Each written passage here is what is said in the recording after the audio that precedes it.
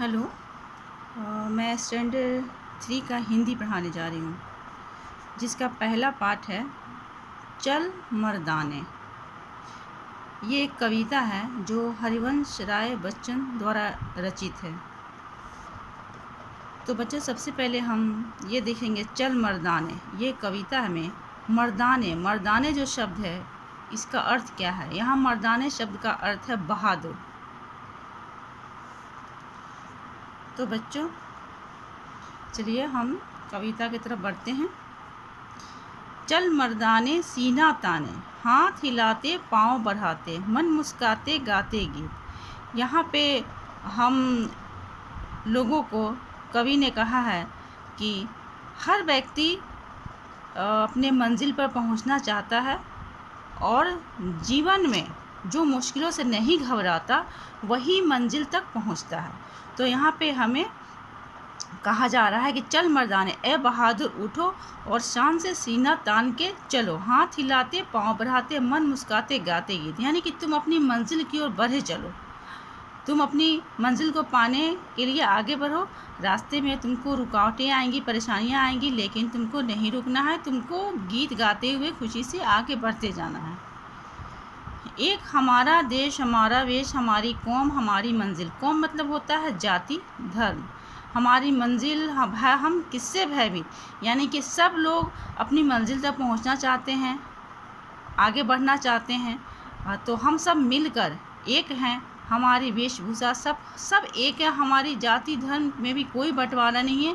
हम सब भारत में रहते हैं, एक हैं। और हम सब ऐसे बच्चे हैं जो किसी से नहीं डरते। अपनी मंजिल पाने के लिए हम रास्ते में बढ़ते हैं और रास्ते में जितनी भी परेशानी बाधाएं आती हैं, हम उनसे डरते नहीं हैं, भयभीत नहीं होते हैं, मुश्किलों से नहीं घबराते हैं।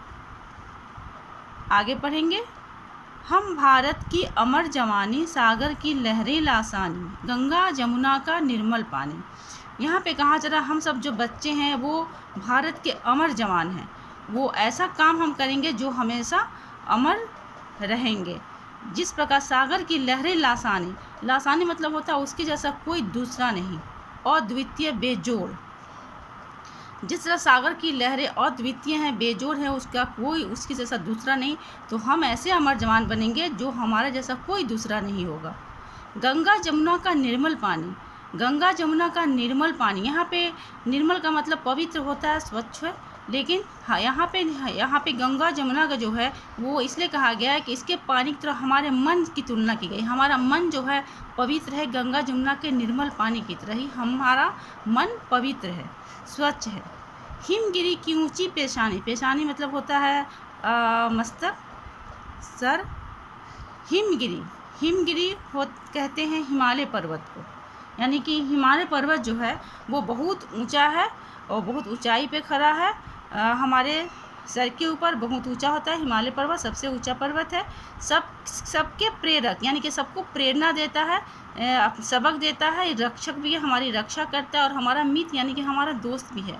मन मुस्काते गाते गीत, और हम अपने मन में मुस्काते हुए गीत को गाते हुए, यानी कि चट्टान की तरह, जिस तरह से हिमगिरी है हिमालय पर्वत है, उस तरह से चट्टान की तरह हम भी ठान लेंगे कि हमें आगे बढ़ना है। तो बच्चों, इतना ही तक। फिर हम आप लोगों को आगे पढ़ाएंगे। अभी कविता और भी पढ़ना है। फ़िलहाल हम लोग इतना ही पढ़ेंगे और आप जो है इस कविता को याद करके रखेंगे, ठीक है। तो बच्चों, आप के पास बुक है, किताब है तो ठीक है, नहीं है तो आप इसका स्क्रीनशॉट भी ले सकते हैं और इसे याद करके रखेंगे। फिर अगले क्लास में मैं आप लोगों को इससे आगे पढ़ाऊँगी, ठीक है। बाय।